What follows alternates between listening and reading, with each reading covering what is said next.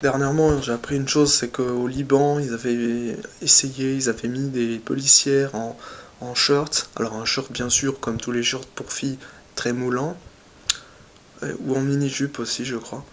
J'ai trouvé ça rigolo, puis en même temps, je me suis dit, ouais, mais non, en fait, c'est pas la police, ça. Imagine en France, en Navarre, en Allemagne, en Suisse, en Autriche, aux États-Unis, ils tentent le coup, ils mettent des policières en string. Parce que en gros, c'est ça. À un moment donné, est-ce que tu vas obéir à des policières comme ça, sans déconner? Déjà qu'une femme a du mal à se faire respecter, si en plus tu l'habilles comme une pouffe, comme une pute, je suis désolé, mais à un moment donné, il va falloir se réveiller quand même, hein. Quand on met un uniforme, c'est pas pour faire plaisir, c'est pour illustrer une fonction. Si on ne porte pas l'uniforme, alors dans ce cas, on a moins d'autorité.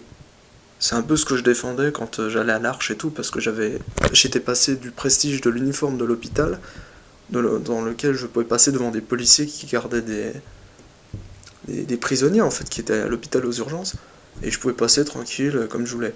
Là maintenant je peux pas.